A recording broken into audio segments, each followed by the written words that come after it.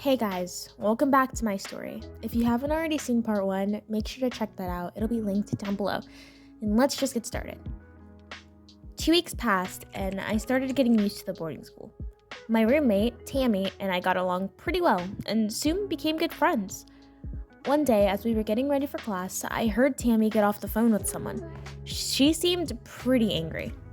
"Are you okay?" I was worried. She sat on the floor and let out a loud groan. "It was my mom. Money's pretty tight, so I might have to get a job. I was just frustrated, that's all." That's understandable. Money seems to be a common problem among most people. I grabbed a photo of my family from out of my bag. It was a picture of my parents, Kyle, and Aunt Marlie. I wondered how they were all doing, and if Aunt Marlie was making life miserable for them. Out of nowhere, Tammy snatched the photo from out of my hand. "Who is that woman?" she shouted as she pointed at Aunt Marlie. "Oh, that's just my Aunt Marlie. Why?" She stared at the photo, horrified.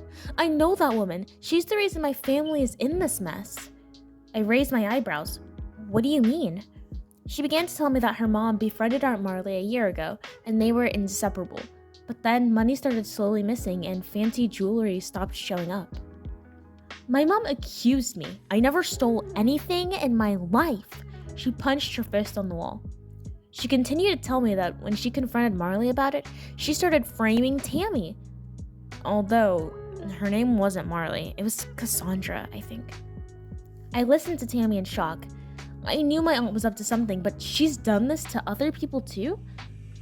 I then explained to Tammy and told her all about what my aunt did and how no one believed me. Wow, she did that to her own sister? She's the ultimate con artist. I sighed at her words. She was clearly right, and I needed to tell my parents right away, but I knew they probably wouldn't believe me without concrete proof. I then started sketching out a plan, with the help of Tammy, of course. I knew this woman was going down hard. The next week was Thanksgiving, so I'd be able to visit my parents. I promised to tell Tammy everything that would happen that week, because I was going to expose my aunt. On the ride home, my parents were ecstatic. They wanted to know everything about the boarding school, and I told them about Tammy and about the nasty lunch food. But I was a bit more curious about Aunt Marlie. So I asked them what Aunt Marlie had been up to, and they said she's been doing well. They told me that nothing has been stolen since I was gone.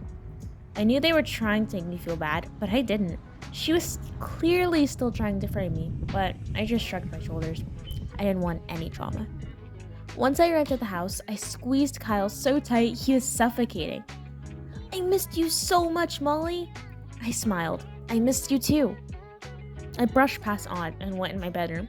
I was not going to say hi to that evil woman. Plus, I already figured out a plan to take her down. I did a lot of research that night on Aunt Marlie and found numerous photos of her being connected to many burglaries across the country. If this wasn't proof, I didn't know what was. The next morning, I stormed down the steps and showed Mom and Dad the photos and video footage of her stealing from numerous families. "I told you she was stealing from us. You just didn't believe me." Mom and Dad were speechless. I don't know what to say. Dad sighed. "We need to call the police now." Next thing I knew, Aunt Marlie was leaving our house in handcuffs. She confessed to numerous thefts, including ours and Tammy's. "Why, sis? Why?"